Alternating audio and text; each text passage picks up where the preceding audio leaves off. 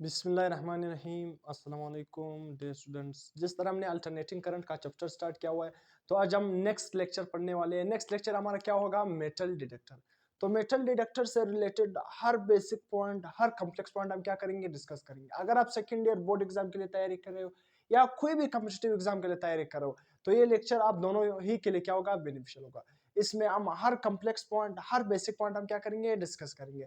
तो काइंडली अगर आप चैनल पर नए हो तो चैनल को सब्सक्राइब कर देना, बेल आइकन की घंटी को पुश कर देना, ताकि आपको तमाम आने वाली लेक्चर की नोटिफिकेशन मिल सके।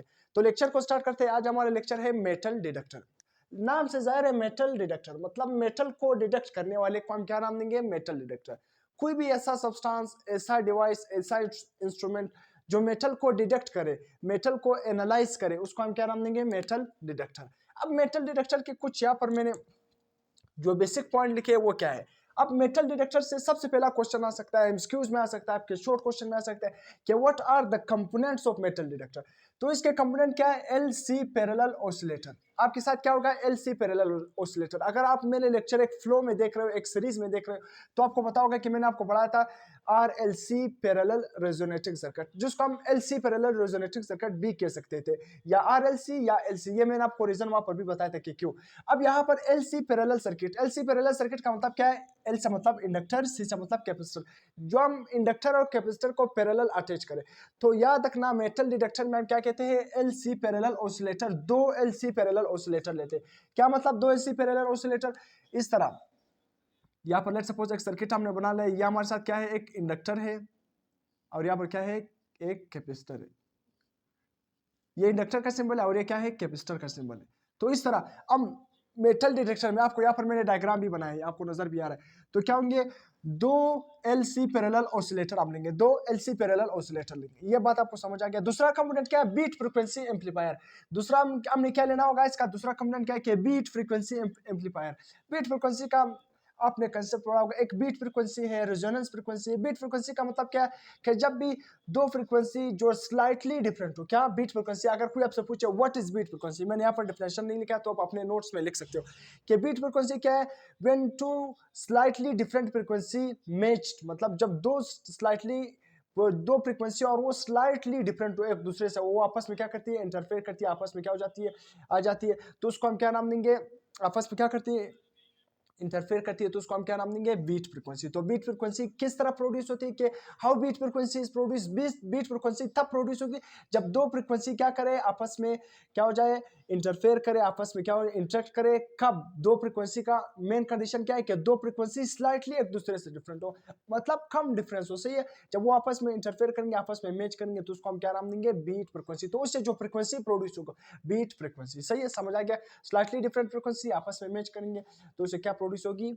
दो स्लाइटली डिफरेंट फ्रीक्वेंसी आपस में मैच करेगी, beat frequency will be produce. तो बीट फ्रीक्वेंसी एम्पलीफायर। यहां पर क्या प्रोड्यूस होगी? बीट फ्रीक्वेंसी प्रोड्यूस होगी, रिजोनेंस फ्रीक्वेंसी प्रोड्यूस नहीं होगी, बीट फ्रीक्वेंसी प्रोड्यूस होगी। और हमने क्या लगाया? एम्पलीफायर। एम्पलीफायर का मतलब क्या है? उसको एम्पलीफाई करना, बढ़ा देना। तो इसलिए मेटल डिटेक्टर जो आपको बीट फ्रीक्वेंसी प्रोड्यूस कर देगा ना, यहां पर हमने नीचे लगाया वो एम्पलीफायर। बीट फ्रीक्वेंसी एम्पलीफायर का काम क्या है? कि बीट फ्रीक्वेंसी को बढ़ा देना। सही है, बीट फ्रीक्वेंसी को बढ़ा देना। उस डायग्राम को हम डिटेल से पढ़ेंगे। अभी मैं सिंपल यहाँ पर आपको हर पॉइंट समझा रहा हूँ। इसलिए एम्पलीफायर क्या है, बीट फ्रीक्वेंसी क्या है, एलसी रेजोनेंट पैरेलल सर्किट क्या है, तो इसलिए आपको हर पॉइंट का पता होना चाहिए। लास्ट में हमने क्या लिखा हुआ है? Load speaker. तो लास्ट में हमारा तीसरा कंपोनेंट क्या है? लोड स्पीकर अटैच होता है। सही है, जो हमें एक सिग्नल देता है, एक अलार्म देता है। अब इसका प्रिंसिपल क्या है? क्या what is the principle of metal detector? आपको क्वेश्चन आ सकता है, एमसीक्यूज की फॉर्म में आ सकता है, किसी भी फॉर्म में आ सकता है, आपसे ओरली पूछा जा सकता है कि what is the principle of metal detector.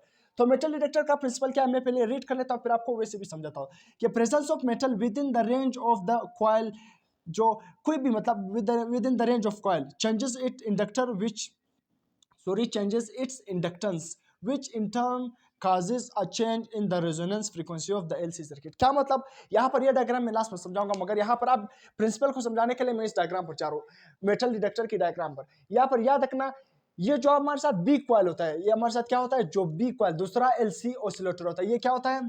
First L C oscillator होता है, और हमारे साथ क्या है? सेकंड एल सी ऑसिलेटर होता है। तो इस सेकंड एल सी ऑसिलेटर को हम क्या नाम देते हैं? ये कॉइल जो यहाँ पर प्रोड्यूस होता है, ये कॉइल जो यहाँ पर मौजूद है ना, इस कॉइल को हम क्या नाम देते हैं? सर्च कॉइल कहते हैं। सही है। दूसरा कॉइल बी कॉइल क्या होता है? Search coil. यही वो होता है जो मेटल को डिटेक्ट करता है, फर्स्ट कॉइल नहीं।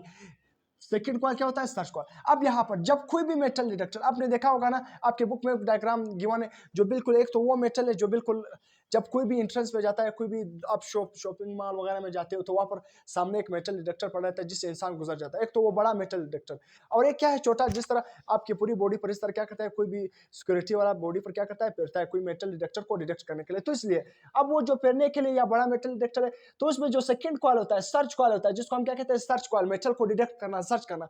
तो उस कॉइल में लेट्स सपोज यहाँ पर कोई भी मेटल आ गया, कोई भी मेटल उस मेटल डिटेक्टर आ गया, कोई भी चीज है ना, वो मेटल डिटेक्टर जब इस कॉइल के इस इंडक्टर के करीब आएगा, इंडक्टर में क्या मौजूद होता है, इंडक्टर मैंने आपको पहले बताया था, इंडक्टर किस फॉर्म में एनर्जी को स्टोर करता है, inductor store energy in the form of magnetic field. और कैपेसिटर किस फॉर्म में एनर्जी स्टोर करता है, capacitor store energy in the form of electric field. ये मैंने पिछले लेक्चर में डिटेल से हर पॉइंट पढ़ा है, तो इसलिए यहाँ पर मैं फिर से उसको रिपीट नहीं कर रहा हूँ, मैंने नोट्स में लिखवाया नहीं है, इसलिए पिछले लेक्चर में मैंने लिखा था कि इंडक्टर का काम क्या है, एनर्जी को स्टोर करना इन द फॉर्म ऑफ किस मैग्नेटिक फील्ड में। कैपेसिटर का काम क्या है, एनर्जी को स्टोर करना in the form of electric field.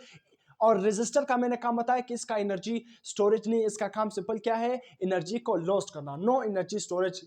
Resistor का काम क्या है, एनर्जी को स्टोर नहीं करता। तो उसी तरह जब कोई भी मेटल इस इंडक्टर के करीब आएगा ना, इस इंडक्टर में क्या मौजूद होगी, एक किस्म का आप कह सकते हो इसमें मैग्नेटिक फील्ड मौजूद होगी। इसमें मैग्नेटिक फील्ड क्या होगा, जिसने एनर्जी स्टोर किया होगा in the form of magnetic field. तो जब भी ये मेटल इसके करीब आएगा ना, तो इसमें जो मौजूद उसने एनर्जी स्टोर की in the form of magnetic field, तो ये एनर्जी, ये मेटल डिटेक्टर क्या करेगा, इसमें जो एनर्जी होगी वो क्या करेगा, अपने आप में एब्जॉर्ब करेगा। तो एनर्जी क्या करेगा, इसे खींचेगा। तो इसलिए इस इंडक्टर की एनर्जी क्या हो जाएगी, कम हो जाएगी। जब इस मेटल दूसरे जो सर्च कॉइल है, जो अब यहाँ पर क्या है, इस इंडक्टर की, मैं मेटल कह रहा हूँ सॉरी, तो इस इंडक्टर में जो एनर्जी स्टोर होगी, जब ये मेटल इसके करीब जाएगा तो ये मेटल क्या करेगा, इस इंडक्टर से एनर्जी, कुछ एनर्जी लेगा। तो इसलिए इस इंडक्टर की एनर्जी कम हो जाएगी। जब इंडक्टर की एनर्जी कम हो जाएगी तो यहाँ पर क्या होगा, बीट फ्रीक्वेंसी प्रोड्यूस होगा, जो अभी मैं बाद में समझाऊंगा। बीट फ्रीक्वेंसी प्रोड्यूस होने की वजह से आपको एक आवाज यहाँ पर मिल जाएगी, लाउड स्पीकर, जो मेटल डिटेक्टर आपको आवाज देगा। सही है, तो इसलिए क्या हो गया, प्रिंसिपल। तो प्रिंसिपल समझ आ गया। जब कोई भी मेटल डिटेक्टर क्या करेगा, सर्च कॉइल के रेंज में आएगा, उसके करीब आएगा, तो मेटल जो आपके साथ सर्च कॉइल भी है, उसकी जो इंडक्टर यहाँ पर लगा होता है, उस इंडक्टर की इंडक्टेंस कम हो जाती है। जब इंडक्टर की इंडक्टेंस कम हो जाती है, तो इसलिए यहाँ पर बीट फ्रीक्वेंसी प्रोड्यूस होती है। जब बीट फ्रीक्वेंसी प्रोड्यूस होती है, तो यहाँ पर एम्पलीफायर उस बीट फ्रीक्वेंसी को एम्पलीफाई कर देता है और साथ में लाउड स्पीकर को एक सिग्नल भेजता है। तो लाउड स्पीकर आपके साथ एक किस्म का साउंड प्रोड्यूस करता है। सही है, तो इसका क्या हो गया, प्रिंसिपल हो गया। अब यहाँ पर इंडक्टर और कैपेसिटर, मैंने आपको पिछले लेक्चर में पढ़ा था कि इंडक्टर और कैपेसिटर किस तरह हम चार्ज करते हैं। लेट्स सपोज यहाँ पर ये क्या है, इंडक्टर और कैपेसिटर। ऑसिलेटर हम क्यों कहते हैं इसको, ऑसिलेटर इस तरह इसलिए कहते हैं क्योंकि जब भी कैपेसिटर चार्ज होता है ना, कैपेसिटर लेट्स सपोज चार्ज है, तो हमने क्या किया, पहले क्या किया, एक कैपेसिटर को क्या किया, लेट्स सपोज एक सर्किट है यहाँ पर हमारे साथ। सही है, हमने ये कैपेसिटर अटैच किया, सही, यहाँ पर उसको एक सोर्स अटैच कर लिया। सही, अब यहाँ पर कोई भी सोर्स हमने अटैच किया, डायरेक्ट करंट या अल्टरनेटिंग करंट। कैपेसिटर तो क्या करता है, अल्टरनेटिंग करंट क्या करता है, अल्टरनेटिंग करंट को अलाउ नहीं करता है। तो कैपेसिटर किस करंट को अलाउ करता है, डीसी करंट। तो यहाँ पर हमने क्या किया, यहाँ पर कोई भी डीसी सोर्स अटैच किया, बैटरी अटैच किया या सेल अटैच किया। सही है, अब जब ये कैपेसिटर स्टोर हो गया ना, अब हमने इस कैपेसिटर ने एनर्जी अपने आप में स्टोर किया, तो कैपेसिटर किस फॉर्म में एनर्जी स्टोर करेगा, मैग्नेटिक फॉर्म में आपके साथ, सॉरी, इलेक्ट्रिक फील्ड की फॉर्म में। क्या, सॉरी मैं क्या बोल रहा हूँ, मैंने क्या कहा कि कैपेसिटर किस फॉर्म में एनर्जी को स्टोर करेगा, in the form of electric field. Inductor किस फॉर्म में एनर्जी स्टोर करेंगे, in the form of magnetic field. तो जब भी कैपेसिटर क्या करेगा, हम डीसी सोर्स के साथ अटैच करेंगे, तो एक ऐसा टाइम आएगा कि कैपेसिटर क्या करेगा, फुल चार्ज होगा। वो फुल क्या होगा, चार्ज होगा, इसमें एनर्जी क्या होगी, स्टोर होगी in the form of electric field. तो अब हम इस कैपेसिटर को ले आते हैं, इस सर्किट में अटैच करते हैं। यहाँ पर इंडक्टर भी अटैच है और कैपेसिटर भी अटैच है। कैपेसिटर क्या है, चार्ज। इंडक्टर क्या है, उसमें कोई भी चार्ज नहीं, सिर्फ डिस्चार्ज, उसमें चार्ज नहीं। तो अब जो कैपेसिटर क्या है, चार्ज। अब कैपेसिटर से चार्ज किस में आएगा, इंडक्टर में। पूरा चार्ज जो एनर्जी कैपेसिटर ने जो क्या होगी, कैपेसिटर ने स्टोर की है, तो पूरी एनर्जी किस में आएगी, इंडक्टर में। तो कैपेसिटर क्या हो जाएगा, डिस्चार्ज, और इंडक्टर क्या हो जाएगा, चार्ज। फिर उसी तरह से जब इंडक्टर चार्ज हो गया, फिर से ये एनर्जी किस तरफ जाएगी, कैपेसिटर की तरफ। फिर कैपेसिटर फुली चार्ज होगा, इंडक्टर फुली डिस्चार्ज होगा। तो इस तरह ये क्या करते हैं, एनर्जी एक दूसरे में ऑसिलेट करते रहते हैं। जब एक चार्ज होता है तो दूसरा डिस्चार्ज, जब दूसरा डिस्चार्ज होता है तो अगला वाला चार्ज होता है। तो इसलिए energy charge discharge, charge discharge. सही, इसलिए हम इसको कहते हैं ऑसिलेटर, एलसी ऑसिलेटर। एनर्जी उसमें ऑसिलेट करती रहती है। और इस आपकी बुक में एक एग्जांपल दिया हुआ है, एलसी ऑसिलेटर को किसके साथ कंपेयर किया हुआ है मास स्प्रिंग सिस्टम के साथ कंपेयर। वो आपने पढ़ा कि मीन सिस्टम पर, एक्सट्रीम सिस्टम पर, जिस तरह एक्सट्रीम सिस्टम पर पोटेंशियल एनर्जी हाई होती है, मीन सिस्टम पर काइनेटिक एनर्जी क्या होती है, हाई होती है। तो इस तरह एनर्जी, जिस तरह एनर्जी मास स्प्रिंग सिस्टम में ऑसिलेट करती रहती है, तो इसी तरह यहाँ पर चार्जेस ऑसिलेट करते रहते हैं। कभी कैपेसिटर का चार्ज मैक्सिमम होता है, कभी इंडक्टर का, कभी कैपेसिटर का, कभी इंडक्टर का, तो इस तरह ऑसिलेट करते रहते हैं, इसलिए हम ऑसिलेटर इसको कहते हैं, एलसी ऑसिलेटर। अब यहाँ पर प्रिंसिपल भी आपने देख लिया, कंपोनेंट भी आपने देख लिया। अब यहाँ पर नो मेटल नियर, जब क्या होगा, मेटल डिटेक्टर के करीब कोई भी मेटल नजदीक नहीं होगा। मेटल डिटेक्टर के करीब जब कोई भी मेटल करीब नहीं होगा, तब क्या होगा, no metal near the search coil B, जो आपके साथ कॉइल बी है, सर्च कॉइल के करीब कोई भी मेटल मौजूद नहीं होगा। तब याद रखना एफ ए और एफ बी दोनों फ्रीक्वेंसी क्या होगी, सेम होगी। अब मैं इसको तमाम यहाँ पर डायग्राम से भी आपको एक्सप्लेन करूंगा, तो इसलिए आप पहले इसको समझ लेना कि जब कोई भी मेटल करीब नहीं होगा तो एफ ए और एफ बी क्या होगा, दोनों इक्वल हो जाएंगे। किस तरह इक्वल होंगे अभी मैं आपको समझाता हूँ। तीसरा पॉइंट क्या होगा, जीरो बीट प्रोड्यूस, कोई भी बीट प्रोड्यूस नहीं होगी जब कोई भी मेटल इसके करीब नहीं होगा। सही है। अब मैं तमाम पॉइंट को एक्सप्लेन भी करूंगा इससे। No signal promotion to the speaker, speaker के पास मतलब स्पीकर को कोई भी सिग्नल नहीं भेजा जाएगा, तो इसलिए ये 3 पॉइंट हो गए। अब when metal is near in a search coil to the search coil, जब सर्च कॉइल के करीब कोई भी मेटल करीब जाएगा, उसके करीब होगा, तो क्या होगा, inductance decrease and frequency increase of the coil B. इस इंडक्टर की इंडक्टेंस क्या हो जाएगी, डिक्रीज हो जाएगी। जब इंडक्टेंस डिक्रीज हो जाएगी तो फ्रीक्वेंसी क्या हो जाएगी, बढ़ जाएगी। मैंने आपको रेजोनेंस फ्रीक्वेंसी का फार्मूला पढ़ाया भी था क्या, 1/2 अंडर रूट एल सी। मैं यहाँ पर फार्मूला कि रेजोनेटिंग फ्रीक्वेंसी क्या है, रेजोनेटिंग फ्रीक्वेंसी का मैं डायरेक्ट यहाँ पर लिख रहा हूँ, इनवर्स रिलेशन है किसके साथ, मैंने फार्मूला में लिख रहा हूँ, resonating frequency is equal to 1/2 under root L C. सही है। रेजोनेटिंग फ्रीक्वेंसी का अंडर रूट ऑफ इंडक्टेंस के साथ क्या है, इनवर्स रिलेशन। तो आप कह सकते हो इनवर्स रिलेशन, अगर इंडक्टेंस कम हो जाएगी तो रेजोनेटिंग फ्रीक्वेंसी क्या हो जाएगी, बढ़ जाएगी। तो इसलिए जब आप कोई भी कॉइल जब कोई भी मेटल आप सर्च कॉइल के करीब जाएगा, यहाँ पर सेकंड केस क्या है कि जब भी मेटल सर्च कॉइल के करीब जाएगा तो सर्च कॉइल की जो इंडक्टर है उसकी इंडक्टेंस कम हो जाएगी। जब इंडक्टेंस कम हो जाएगी तो उसकी फ्रीक्वेंसी क्या हो जाएगी, बढ़ जाएगी। तो इसलिए फ्रीक्वेंसी रेजोनेटिंग फ्रीक्वेंसी का और क्या है, इंडक्टर का इनवर्स रिलेशन है। क्या है, इनवर्स रिलेशन है। इंडक्टेंस का बढ़ना, फ्रीक्वेंसी क्या हो जाएगी, कम हो जाएगी। अगर फ्रीक्वेंसी बढ़ जाएगी तो इंडक्टेंस क्या हो जाएगा, कम हो जाएगा। तो इसलिए फर्स्ट पॉइंट ये होगा। मैं यहाँ से फिर बाद में आपको समझाऊंगा मेटल यहाँ पर डायग्राम से कि किस तरह। अब दूसरा पॉइंट क्या होगा कि याद रखना एफ बी क्या होगा, ग्रेटर होगा एफ ए से, क्योंकि इसका इंडक्टेंस कम हो गया कॉइल सर्च कॉइल बी का, तो उसका रेजोनेटिंग फ्रीक्वेंसी क्या होगा, ग्रेटर होगा कॉइल बी से। उसी तरह inductance of L A is greater than L B, तो इसलिए इस कॉइल का फिर क्या होगा, इंडक्टेंस ज्यादा होगा as compare to coil B, क्योंकि कॉइल बी के करीब मेटल डिटेक्टर आता है।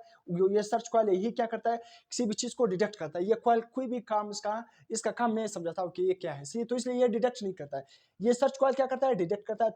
तो कॉइल बी का क्या होगा, इंडक्टेंस कम होगा, जबकि कॉइल ए का इंडक्टेंस क्या होगा, ज्यादा होगा। वहां पर मैंने लिखा है। फिर signal promotion to the speaker, signal क्या होगा, प्रोमोट होगा स्पीकर तक और स्पीकर आवाज देगा। एम्पलीफायर सर्किट इज साउंडेड, जो एम्पलीफायर सर्किट होगा वो क्या देगा, साउंड देगा। अब देखना, अब ये जो 2 पॉइंट है, 2 केसेस, इसको अभी मैं यहाँ पर क्या कर लेता हूँ, एक्सप्लेन कर लेता हूँ डायग्राम से, आपको अच्छी तरह समझ आ गया। सर्किट डायग्राम मैंने लिखा है, ये कॉइल ए है आपके साथ, एलसी आपके साथ, जो एलसी पैरेलल, मैंने क्या कहता है, LC parallel, 2 oscillator LC parallel circuit होंगे। ये फर्स्ट है और ये आपके साथ सेकंड है। ये आपके साथ कॉइल, ये एक कैपेसिटर है और ये क्या है, इंडक्टर है। उसी तरह इस केस में भी एक कैपेसिटर और एक इंडक्टर, और ये जो लगा हुआ है ये कॉइल, ये इस साइड में ये वाला सर्किट, यहाँ पर भी ये वाला लगा है। ये क्या है, ये आपके साथ कैपेसिटर को पहले क्या करेगा, चार्ज करेगा। तो मैंने क्या लिखा है, additional circuit for oscillator B, और ये वाला क्या होगा, additional circuit for oscillator A. तो ऑसिलेटर ए के लिए एडिशनल सर्किट ये, ऑसिलेटर बी के लिए एडिशनल सर्किट ये, ऑसिलेटर बी के लिए ये क्या है, एडिशनल सर्किट ये है। See additional circuit for oscillator B, यह क्या है, additional circuit for oscillator A. अब ये एडिशनल सर्किट का काम क्या है, सबसे पहले कैपेसिटर में चार्ज होगा। चार्ज किस तरह आएगा, तो ये एडिशनल सर्किट ही इसको चार्ज करेगा। जब कैपेसिटर को चार्ज करेगा तब उसमें क्या होगी, कैपेसिटर से एनर्जी किस में जाएगी, इंडक्टर में, फिर इंडक्टर से कैपेसिटर में, इस तरह ऑसिलेट करती जाएगी। सही है। तो इसलिए एडिशनल कॉइल का समझ आ गया, एडिशनल सर्किट किस क्यों हमने लगाया, कैपेसिटर को चार्ज करने के लिए, कैपेसिटर को चार्ज करने के लिए। सही है। तो कैपेसिटर को चार्ज करने के लिए हमने एडिशनल सर्किट उसके लिए लगाए हुए। अब जब भी मैंने क्या समझा, फर्स्ट केस, अब मैं क्या कर लेता हूं आपके साथ, कोई भी पहले क्या समझा लेता हूं, नो मेटल नियर, जब कोई भी मेटल इसके करीब नहीं होगी। आप फर्स्ट केस को गौर से सुनना, जब कोई भी मेटल इसके करीब नहीं होगी, सर्च कॉइल के करीब कोई भी मेटल मौजूद नहीं होगा, मतलब जो मेटल डिटेक्टर है वो मेटल से क्या है, दूर है, उसके करीब कोई भी मेटल मौजूद नहीं है। सही है। जब मेटल मौजूद नहीं होगा तो याद रखना इसका इंडक्टेंस में चेंज नहीं आएगा। इसका कॉइल बी जो आपके साथ इंडक्टर बी है, सर्च कॉइल बी है, जब इसके इंडक्टर, जो इंडक्टर यहाँ पर लगा हुआ ये एल, से मैं रिप्रेजेंट करता हूँ। इस इंडक्टर की इंडक्टेंस में चेंज नहीं होगा। जब इंडक्टेंस चेंज नहीं होगा तो फ्रीक्वेंसी भी चेंज नहीं होगा। सही है, इंडक्टेंस चेंज नहीं होगा तो फ्रीक्वेंसी भी चेंज नहीं होगा। जबकि साथ ये कॉइल क्या है, कॉइल ए का फ्रीक्वेंसी उसी तरह है जितनी कॉइल ए की फ्रीक्वेंसी को हम क्या नाम देंगे F1 और कॉइल बी की फ्रीक्वेंसी को हम क्या नाम देंगे F2। कॉइल ए की फ्रीक्वेंसी कभी भी चेंज नहीं होती है, जबकि कॉइल सर्च कॉइल की फ्रीक्वेंसी क्या होगी, चेंज होगी। अब यहाँ पर मेटल करीब नहीं होगा तो फ्रीक्वेंसी चेंज नहीं होगी। ये फ्रीक्वेंसी जो यहाँ पर आएगा एम्पलीफायर के पास, और ये फ्रीक्वेंसी भी क्या आएगा एम्पलीफायर के पास आ जाएगा। सही है, दोनों F1 F2 दोनों आएंगे। कब, फर्स्ट केस में समझा रहा हूँ, जब कोई मेटल करीब नहीं होगा तो इंडक्टेंस चेंज नहीं होगा। जब इंडक्टेंस चेंज नहीं होगा तो बीट फ्रीक्वेंसी नहीं प्रोड्यूस होगी, मतलब जीरो बीट प्रोड्यूस, कोई भी बीट प्रोड्यूस नहीं होगी। बीट कब प्रोड्यूस होगी, अभी मैंने आप समझाता है, बीट तब प्रोड्यूस होगी जब दो फ्रीक्वेंसी स्लाइटली डिफरेंस हो, जब वो आपस में इंटरफेयर करती है तो उससे क्या प्रोड्यूस होता है, बीट प्रोड्यूस होता है। तो बीट का समझ आ गया, बीट कब प्रोड्यूस होती है, जब दो फ्रीक्वेंसी स्लाइटली डिफरेंट हो आपस में इंटरफेयर करती है तो उससे बीट प्रोड्यूस होती है। तो यहाँ पर क्योंकि इंडक्टर यहाँ पर इसके करीब, सर्च कॉइल के करीब कोई भी मेटल मौजूद, मेटल करीब नहीं है। जब मेटल करीब नहीं होगा तो इसका इंडक्टेंस चेंज नहीं होगा। जब इंडक्टेंस चेंज नहीं होगा तो इसकी फ्रीक्वेंसी चेंज नहीं होगी। तो इसलिए कॉइल ए की फ्रीक्वेंसी तो कांस्टेंट है, वो तो चेंज होती नहीं। जब जो पहले जो नॉर्मल कंडीशन में कोई भी मेटल करीब नहीं है, इसकी और इसकी फ्रीक्वेंसी क्या है, सेम है। जब कोई भी मेटल इसके करीब आ जाता है तो सर्च कॉइल की फ्रीक्वेंसी क्या हो जाती है, ऑसिलेट करती रहती है, चेंज होती रहती है। अब इस केस में नो मेटल नियर, तो जो कॉइल फ्रीक्वेंसी कॉइल ए की होगी वही कॉइल बी की होगी, दोनों फ्रीक्वेंसी क्या होगी, सेम होगी। क्यों, इंडक्टेंस चेंज नहीं हो रहा है, मेटल नियर नहीं है कि वो इंडक्टेंस को क्या करे, कम करे। तो इसलिए कोई भी मेटल करीब नहीं होगा तो फ्रीक्वेंसी क्या होगी, सेम होगी। बीट भी प्रोड्यूस होगी, बीट का प्रोड्यूस होगी जब फ्रीक्वेंसी डिफरेंट हो, तो इसकी वजह से बीट। तो कोई भी सिग्नल स्पीकर की तरफ नहीं जाएगा, कोई भी सिग्नल यहाँ पर एम्पलीफायर क्या करेगा, स्पीकर की तरफ नहीं भेजेगा, कोई भी साउंड प्रोड्यूस नहीं होगा जब मेटल करीब नहीं होगा। क्यों, क्योंकि ये फ्रीक्वेंसी F1 और F2 दोनों क्या है, बराबर है। जब F1 क्या हो, F2 के बराबर हो, जब कोई भी मेटल करीब नहीं हो, तो इसलिए यहाँ पर बीट फ्रीक्वेंसी हमने क्या लगाया, बीट फ्रीक्वेंसी एम्पलीफायर। यहाँ पर ये जो एम्पलीफायर लगा ये सिर्फ और सिर्फ बीट फ्रीक्वेंसी को एम्पलीफाई करेगा, उसके मैग्नीट्यूड को बढ़ा देगा, और साथ में लाउडस्पीकर को फिर वो क्या करेगा, सिग्नल भेज देगा कि यहाँ पर मेटल मौजूद है। और जो आपके साथ क्या होगा, लाउडस्पीकर क्या करेगा, अलार्म आपके साथ एक साउंड प्रोड्यूस करेगा। तो यहाँ पर फ्रीक्वेंसी दोनों इक्वल है। मैंने क्या कहा, बीट फ्रीक्वेंसी किसको कहते हैं, जब दो फ्रीक्वेंसी स्लाइटली डिफरेंट हो। यहाँ पर तो दोनों क्या है, सेम है। जब सेम फ्रीक्वेंसी तो रेजोनेटिंग फ्रीक्वेंसी को ये क्या करता है, एम्पलीफाई नहीं करता है। तो इसलिए ये सिग्नल आगे जो एम्पलीफायर है ये सिग्नल क्या करेगा, यहाँ पर आगे नहीं भेजेगा स्पीकर के पास, ये फ्रीक्वेंसी सेम है। तो इसलिए यहाँ पर आवाज प्रोड्यूस नहीं होगी। सेकेंड केस में जब कोई भी मेटल इस कॉइल बी के करीब आएगा, कॉइल बी के जब करीब आएगा तो जो यहाँ पर इंडक्टर लगा होगा, इस इंडक्टर की क्या होगी, एनर्जी कम हो जाएगी, इंडक्टेंस कम हो जाएगी। जब इंडक्टेंस कम हो जाएगी और इंडक्टेंस क्या हो जाएगी, इसकी कम हो जाएगी, तो याद रखना क्या, इसकी बढ़ जाएगी। जाहिर सी बात है, फ्रीक्वेंसी इसकी रेजोनेटिंग फ्रीक्वेंसी क्या हो जाएगी, बढ़ जाएगी, फ्रीक्वेंसी क्या हो जाएगी, बढ़ जाएगी। तो इसलिए सेकंड के जब कोई भी मेटल करीब आओगे तो उसका इंडक्टेंस क्या हो जाएगा, कम हो जाएगा, क्योंकि मेटल क्या करेगा, उसकी जो एनर्जी उसने स्टोर की वो अपने आप में उससे लेगा, इंडक्टर से कुछ एनर्जी क्या करेगा, अपने आप में स्टोर करेगा। तो इसलिए इंडक्टर की क्या हो जाती है, सर्च कॉइल बी में, जो सर्च कॉइल बी आपके साथ उसमें जो इंडक्टर होता है उसकी इंडक्टेंस इसलिए कम होती है, जो मेटल आता है वो उससे एनर्जी एब्जॉर्ब कर लेता है। तो इसकी इंडक्टेंस कम हो जाएगी, फ्रीक्वेंसी बढ़ जाएगी। सही है, इंडक्टेंस कम फ्रीक्वेंसी ज्यादा, फ्रीक्वेंसी बढ़ जाएगी कॉइल बी की और इसकी इंडक्टेंस कम हो जाएगी। यहाँ पर मैंने लिखा है कि एल ए ज्यादा होगा एल बी से, इंडक्टेंस ए कॉइल का ज्यादा होगा इंडक्टेंस कॉइल बी से। सही है, जब फ्रीक्वेंसी का डिफरेंस आएगा तो यहाँ पर ये फ्रीक्वेंसी ज्यादा और ये फ्रीक्वेंसी क्या होगी, कम होगी। ये फ्रीक्वेंसी ज्यादा होगी, कॉइल बी की फ्रीक्वेंसी या सर्च कॉइल की फ्रीक्वेंसी ज्यादा होगी और कॉइल ए की फ्रीक्वेंसी क्या होगी, कम होगी। तो फ्रीक्वेंसी में स्लाइटली डिफरेंस आएगा। जब फ्रीक्वेंसी में स्लाइटली डिफरेंस आएगा, ये कॉइल बी यहाँ पर एम्पलीफायर को फ्रीक्वेंसी भेजेगा, कॉइल ए भी एम्पलीफायर को क्या करेगा, फ्रीक्वेंसी भेजेगा, तो दोनों भेजेंगे। अब जब दोनों फ्रीक्वेंसी आएंगे, दोनों स्लाइटली डिफरेंट है, तो यहाँ पर क्या प्रोड्यूस होगा, बीट प्रोड्यूस होगा। बीट का प्रोड्यूस होगा, स्लाइटली डिफरेंट फ्रीक्वेंसी आपस में मैच करती है तो उसकी वजह से बीट प्रोड्यूस होगा। तो अब यहाँ पर क्या प्रोड्यूस होगा, बीट प्रोड्यूस होगा। तो अब यहाँ पर जब बीट प्रोड्यूस होगा तो यहाँ पर हमने बीट फ्रीक्वेंसी एम्पलीफायर लगाया, तो बीट फ्रीक्वेंसी एम्पलीफायर क्या करेगा, उस बीट फ्रीक्वेंसी को एम्पलीफाई करेगा और क्या होगी, amplifier circuit signal to proportional to the speaker. अब यहाँ पर क्या होगा, इस केस में स्पीकर की तरफ क्या आएगा, सिग्नल आएगा, और सिग्नल जब स्पीकर की तरफ आएगा तो क्या होगा, एम्पलीफायर सर्किट इज साउंडेड। ये जो एम्पलीफायर सर्किट यहाँ पर लगा हुआ है ये क्या करेगा, साउंडेड होगा, अलार्म आपको देगा। तो आपको समझ आ गया इस तरह हम क्या करते हैं, मेटल डिटेक्टर आवाज प्रोड्यूस करता है, किस तरह मेटल डिटेक्टर अपने आप को डिटेक्ट करता है, मतलब किसी भी मेटल को डिटेक्ट करता है, साउंड किस तरह प्रोड्यूस करता है। तो दो कॉल होती है, कॉइल बी की फ्रीक्वेंसी को चेंज होने की वजह से, उसका इंडक्टेंस चेंज होने की वजह से, तो आपके साथ क्या हो जाती है, साउंड प्रोड्यूस होती है, बीट फ्रीक्वेंसी प्रोड्यूस होती है, बीट फ्रीक्वेंसी प्रोड्यूस होने की वजह से वहां पर स्पीकर को क्या देता है, आवाज देता है। तो इस पॉइंट को आप नोट कर सकते हैं। उसके बाद हम क्या करेंगे, नेक्स्ट पॉइंट, इसका जो इंपॉर्टेंट यूजेज है, मतलब एप्लीकेशन क्या है। सिंपल ये एप्लीकेशन नहीं है कि मेटल को डिटेक्ट करना, आपके बुक्स में 3-4 और भी एप्लीकेशन लिखे, तो हम उसकी एप्लीकेशन लिखेंगे, कुछ और इंपॉर्टेंट पॉइंट भी क्या करेंगे, डिस्कस करेंगे। तो मैं साइड पे हो जाता हूँ, आप इसका स्क्रीनशॉट ले सकते हो। अब हम मेटल डिटेक्टर को पढ़ रहे थे, उसके एप्लीकेशन। मेटल डिटेक्टर के क्या एप्लीकेशन, एप्लीकेशन का मतलब सिंपल क्या है, यूजेस। यूजेस मेटल डिटेक्टर के क्या है, यूजेस क्या है। यूजेस सबसे पहले क्या है, सिक्योरिटी पर्पस के लिए। मैंने आपको पहले जब आपने बड़े बड़े क्या हो गए, जो बड़े बड़े दुकान वगैरह हो गए, या किसी भी जगह, या कोई भी हॉस्पिटल में आप जाते हैं, तो वहाँ पर क्या लगे होते हैं, मेटल डिटेक्टर सिक्योरिटी पर्पस के लिए, या कोई भी बड़ा पर्सनालिटी है उसके घर में आप लोग जा रहे हो, तो वहाँ पर मेटल डिटेक्टर लगे होते हैं। तो मेटल डिटेक्टर क्या है, कोई भी पिस्टल वगैरह या कोई भी चीज ले जा रहा हो, तो मेटल डिटेक्टर क्या है, डायरेक्ट डिटेक्ट करता है कि इसके पास कोई चीज है। तो फर्स्ट क्या है, सिक्योरिटी पर्पस के लिए। डिटेक्ट बरीड ऑब्जेक्ट, जमीन के अंदर पाए जाने वाले ऑब्जेक्ट क्या है, उसको डिटेक्ट करने के लिए भी हम क्या करते हैं, मेटल डिटेक्टर को क्या करते हैं, यूज करते हैं। तो जमीन के अंदर जो बरीड ऑब्जेक्ट है, उसके लिए भी हम क्या करते हैं, मेटल डिटेक्टर को यूज करते हैं, वहां पर मेटल को डिटेक्ट करने के लिए। डिटेक्ट द हिडन मेटल्स, मतलब कितनी आपसे मेटल गुम हो गया ना, आपको जगह पता है कि इस जगह है ना, ये जगह है, वहां पर नजर नहीं आ रहा है, तो वहां पर जो छुपा हुआ मेटल्स है, छुपे हुए मेटल्स वगैरह है, तो उसको डिटेक्ट करने के लिए भी हम ये यूज करते हैं। ये तमाम क्या है, इसके एप्लीकेशन है, जैसे मुख्तलिफ बहुत सारे इंडस्ट्री वगैरह में हम यूज करते हैं, तो इसलिए मैंने कुछ लिखे हुए।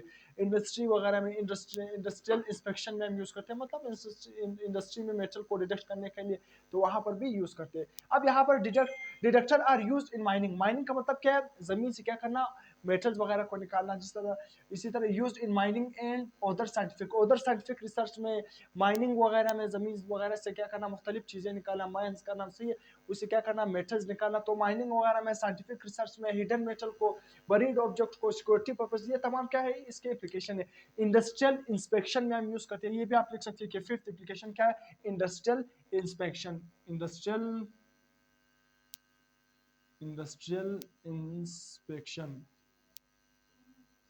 इंडस्ट्रियल इंस्पेक्शन में यूज करते हैं। तो शॉर्ट क्वेश्चन आ जाता है, तो इसलिए यहाँ पर आपने इसको लिखना है। अब इसके बाद क्या है, इसका क्या है, फैक्टर्स ऑन विच डिपेंड्स। तो इस किन फैक्टर पर डिपेंड करता है मेटल डिटेक्टर। सबसे पहला क्या है, फ्रीक्वेंसी। आपको बता दें कि जब भी कॉइल बी की फ्रीक्वेंसी चेंज हो जाती थी, तो वहां पर क्या होती, दोनों फ्रीक्वेंसी में स्लाइटली डिफरेंस आ जाता था, तो बीट फ्रीक्वेंसी प्रोड्यूस होती थी। उसी बीट फ्रीक्वेंसी प्रोड्यूस होने की वजह से क्या आपके साथ साउंड प्रोड्यूस होता था। तो इसलिए फर्स्ट फैक्टर क्या है, बीट फ्रीक्वेंसी। सिंपल आप क्या लिख सकते हो कि ये फ्रीक्वेंसी पर डिपेंड कर रहा है। क्वाइल साइज एंड टाइप, आपके क्वाइल साइज पर भी डिपेंड कर रहा है कि आपकी क्वाइल का साइज कितना है, आपकी क्वाइल का टाइप किस तरह है, क्या है, बहुत सेंसिटिव है, बहुत ही मतलब कम मेटल को, मतलब उसके करीब इतना कम करीब आ जाता है, मतलब बहुत ही दूर से भी डिटेक्ट, कभी कभी दूर से सेंसिटिविटी, मतलब सेंसिटिव कितना सेंसिटिव है, किस टाइप का बना हुआ है। तो इसलिए साइज, क्वाइल साइज पर डिपेंड करता है, एंड टाइप पर डिपेंड करता है। सॉइल मिनरलाइजेशन, तो मैंने आपको क्या बताया था, माइनिंग में जमीन वगैरह से क्या करना, मिनरल्स वगैरह निकालना, बहुत सारे आयरन वगैरह निकालना। तो इसलिए सॉइल मिनरलाइजेशन पर भी डिपेंड करता है कि आप किस जगह से आप मिनरल निकाल रहे हो, किस जमीन से मिनरल निकाल रहे हो, तो इस पर भी डिपेंड करता है। ये सारे क्या है, एनवायरमेंटल फैक्टर है। सेंसिटिविटी पर भी डिपेंड कर रहा है। ये तमाम वो फैक्टर है जिस पर क्या कर रहा है, मेटल डिटेक्टर डिपेंड कर रहा है। तो जब शॉर्ट क्वेश्चन आ जाए, एमसीक्यूज में आ जाए, अक्सर एमसीक्यूज में आता है कि मेटल डिटेक्टर किस, मतलब किस चीज पर डिपेंड करता है, या शॉर्ट क्वेश्चन में आता है, enlist the factor on which metal detector depend, या इनलिस्ट द यूजेज या application of the metal detector, या एमसीक्यूज में गया। तो हर तरह से आपको प्रिपेयर होना चाहिए। Principle and operation in short, मैंने आपको प्रिंसिपल बताया था ना, यहाँ पर लिखवाया था, थोड़ा डिटेल लिखवाया था, डिटेल में लिखवाया था, तो आपको कंसेप्ट भी समझा, आप खुद अपने अल्फाज में भी लिख सकते हो। तो इसलिए मैं आप हर चीज को लिखता हूँ ताकि आपका कंसेप्ट भी क्लियर हो जाए, आपके नोट्स भी प्रिपेयर हो जाए, और साथ में आपके कॉम्पिटिटिव एग्जाम में जब आप तैयारी करोगे, तो सिंपल जस्ट कुछ टाइम आप लगाओगे, आप हर चैप्टर को क्या करके जल्दी जल्दी पढ़ सकते हो। तो इसलिए कम टाइम फिर आप लगाओगे, बहुत ज्यादा मटेरियल गेन कर सकते हो, नोट्स का फायदा है। तो इसलिए मैं हर पॉइंट यहाँ पर लिखता हूँ। इसलिए इसके बाद क्या, प्रिंसिपल एंड ऑपरेशन शॉर्ट्स में आप कुछ एमसीक्यूज, आपके जो प्रैक्टिस एमसीक्यू जो वहां पर क्या लिखा होता है, तो इसलिए मैं हर पॉइंट को देखता है उसे। अब यहाँ पर शॉर्ट एमसीक्यूज में लिखा हुआ है कि principle of metal detector MCQs में आता है, तो वहां पर क्या लिखा होता है, इलेक्ट्रोमैग्नेटिक इंडक्शन प्रिंसिपल पर। तो याद रखना मैंने यहाँ पर प्रिंसिपल भी समझाया था। यहाँ पर जो कॉइल की फ्रीक्वेंसी चेंज हो रही थी, यहाँ पर क्या इलेक्ट्रोमैग्नेटिक इंडक्शन की वजह से वहां पर क्या प्रोड्यूस होता है, इलेक्ट्रोमैग्नेटिक इंडक्शन किस फॉर्म में एनर्जी स्टोर करता था, in the form of magnetic field. तो मैग्नेटिक फील्ड की फॉर्म में वो एनर्जी स्टोर कर रहा था, तो इसलिए वो इसका प्रिंसिपल क्या है, इलेक्ट्रोमैग्नेटिक इंडक्शन। जो इंडक्टर में जो एनर्जी स्टोर होती है, एनर्जी इंड्यूस होती है, वो किस प्रिंसिपल के तहत इंड्यूस होती है, इलेक्ट्रोमैग्नेटिक इंडक्शन। तो इसका प्रिंसिपल शॉर्ट में क्या है, इलेक्ट्रोमैग्नेटिक इंडक्शन प्रिंसिपल है। सही, एमसीक्यूज में अक्सर आता है। ईएमआई लिखा होता है, ईएमआई, इसका शॉर्ट फॉर्म क्या है, ईएमआई। इसके बाद क्या है, detect metal object by generating metal field, या इस तरह आता है कि डिटेक्ट, दूसरा एक शॉर्ट फॉर्म में किस तरह लिखा, इस तरह भी आप लिख सकते हो कि detect the metal object by generating metallic field. Metallic field को वो प्रोड्यूस करता है, कॉइल भी क्या था, कॉइल भी मेटालिक फील्ड को प्रोड्यूस करता है, उसी वजह से वो दूसरे किसी भी मेटल ऑब्जेक्ट को डिटेक्ट करता है, इस तरह भी कह सकते हो। या यूजेस, थर्ड में क्या यूज करते हैं, यूजेस द कॉइल। प्रिंसिपल क्या है, आसान में, अगर कोई आपसे पूछा आसान में, सही आप प्रिंसिपल आसान में, कोई भी पॉइंट यूज समझ में नहीं आ रहा है, कोई जेन में नहीं आ रहा है ना, तो आप कह सकते हो कि मेटल डिटेक्शन का प्रिंसिपल क्या है। आप क्या कहोगे, उसमें दो कॉइल है, वो कॉइल भी सर्च कॉइल को यूज करते हुए किसी भी ऑब्जेक्ट को डिटेक्ट करता है। आसान में इस तरह कह सकते हो। या इस तरह generating the metallic field, metallic field को क्या करता है, जनरेट करता है, उसी वजह से वो दूसरे मेटल को डिटेक्ट करता है। या आप कह सकते हो इलेक्ट्रोमैग्नेटिक इंडक्शन पर ये इसका प्रिंसिपल बेस कर रहा है। इसके बाद लिमिटेशन, लिमिटेशन का मतलब क्या है, डीमेरिट, जो मेटल डिटेक्टर डिटेक्ट नहीं कर सकता है, लिमिटेशन खामियां क्या है उसके, इंटरफेरेंस फ्रॉम इलेक्ट्रोमैग्नेटिक इंडक्शन। यहाँ पर जो वहां पर इलेक्ट्रोमैग्नेटिक जो मैग्नेटिक फील्ड वेव्स प्रोड्यूस हुआ वो रहता है कॉइल बी में, जो उसका इंडक्टेंस है, वहां पर इंटरफेरेंस आ जाए कोई भी इन्वायरमेंटल फैक्टर की वजह से, किसी भी वजह से इंटरफेरेंस आ गया, हो सकता है मेटल मौजूद हो वो डिटेक्ट ना करे, या मेटल मौजूद ना हो वो क्या करे, सोन प्रोड्यूस करे। तो इसी वजह से interference from electromagnetic induction, electromagnetic induction जो इंडक्टर है वहां पर उसकी इंडक्टेंस पे जो इलेक्ट्रोमैग्नेटिक इंडक्शन है, जो मैग्नेटिक फील्ड की फॉर्म में वहां पर एनर्जी स्टोर है, तो वहां पर किसी भी वजह से इंटरफेरेंस आ गया, तो उसी वजह से आपकी सोन मेटल को डिटेक्ट नहीं कर पा सकता है, या मेटल मौजूद ना वो सोन प्रोड्यूस करे, तो इसी वजह से। इसके बाद क्या है, सॉइल मिनरलाइजेशन, सॉइल मिनरलाइजेशन पर भी डिपेंड करता है। ये क्या है, सॉइल मिनरलाइजेशन को कभी कभी ये डिटेक्ट नहीं करता है, क्योंकि बहुत ज्यादा वो इतना ज़्यादा सेंसिटिव नहीं होता है। जो मेटल डिटेक्टर है उसके बहुत सारे टाइप्स है, या फिर हम सिंपल उसका प्रिंसिपल पढ़ते हैं। तमाम टाइप्स का क्या है, अगर टाइप्स आ गया जो भी टाइप्स है, उन तमाम टाइप का प्रिंसिपल एक जैसा है, कॉइल उसी तरह यूज होते हैं, मगर मुख्तलिफ पर्पजेस के लिए यूज होते हैं, तो इसलिए बहुत सारे। तो सॉइल मिनरलाइजेशन पर भी डिपेंड करता है। False signal for the non metal, कभी कभी नॉन मेटल्स होते हैं, वो मेटल मौजूद मेटल नहीं होते मगर सिग्नल आ जाता है, तो इसलिए वो नॉन मेटल इस तरह सिग्नल जनरेट करते हैं कि वो मेटल डिटेक्टर, जो मेटल डिटेक्टर होता है उसका जो कॉइल बी है, जो सर्च कॉइल है, उसकी इंडक्टेंस चेंज हो जाती है, उसकी फ्रीक्वेंसी में चेंज आ जाती है, उसी वजह से वो साउंड प्रोड्यूस होता है। तो इसलिए कभी कभी फॉल्स सिग्नल की वजह से, तो ये सारे क्या है, इसके लिमिटेशन। कभी भी फॉल्स सिग्नल प्रोड्यूस होता है सोल मिनरलाइजेशन की वजह से, या इंटरफेरेंस ऑफ ईएमआई, तो ये क्या है, इसके लिमिटेशन है। यहाँ पर कुछ एमसीक्यूज में लिखा है, इस तरह एमसीक्यूज आते हैं। अगर आपने इसको कंप्लीटली मेरे लेक्चर नोट भी कर लिया, आपने हर पॉइंट क्या कर लिया, याद कर लिया, तो कोई भी एमसीक्यूज, कोई भी पॉइंट, कोई भी क्वेश्चन वाइवा से रिलेटेड, एमसीक्यू से रिलेटेड, पेपर से रिलेटेड, कोई भी ऐसा क्वेश्चन नहीं होगा, कोई भी ऐसा पॉइंट होगा, इंशाल्लाह आपका हर पॉइंट क्या हो जाएगा, क्लियर हो गया होगा। अब इसके बाद क्या MCQs, what principle does metal detector use to detect the metal object. कौन सा प्रिंसिपल है, कौन सा ऐसा प्रिंसिपल है जो मेटल डिटेक्टर यूज करता है to detect the object, to detect the metal object. Simple, अभी मैंने आपको बताया ईएमआई, इलेक्ट्रोमैग्नेटिक इंडक्शन, बाकी को आपको देखने की जरूरत है ही नहीं, अभी मैंने आपको शॉर्ट फॉर्म में बताया। अब इसके बाद क्या, what component of metal detector detects metal object, कि में जो आपके साथ मेटल डिटेक्टर है उसका कौन सा कंपोनेंट मेटल को डिटेक्ट करता है। नंबर 1 क्या लिखा हुआ है, और ए ऑप्शन में कॉइल, बी में बैटरी, सी में कंट्रोल बॉक्स, डी में क्या है, एम्पलीफायर बीट फ्रीक्वेंसी। तो याद रखना, मैंने आपको डायग्राम में भी बताया था, यहाँ पर कौन सी चीज मेटल को डिटेक्ट कर रहा था, आपको मैंने बताया कॉइल बी, जिसको हम सर्च कॉइल भी कहते थे। तो क्या डिटेक्ट करता है किसी भी मेटल को, कौन सा कंपोनेंट है, कॉइल बी, सही है। या आप सिंपल कह सकते हो कॉइल, यहाँ पर क्या लिखा हुआ है, कॉइल, इस तरह भी आ सकता है कॉइल ए, कॉइल बी, तो इसलिए आप सिंपल यहाँ पर क्या मौजूद है, कॉइल।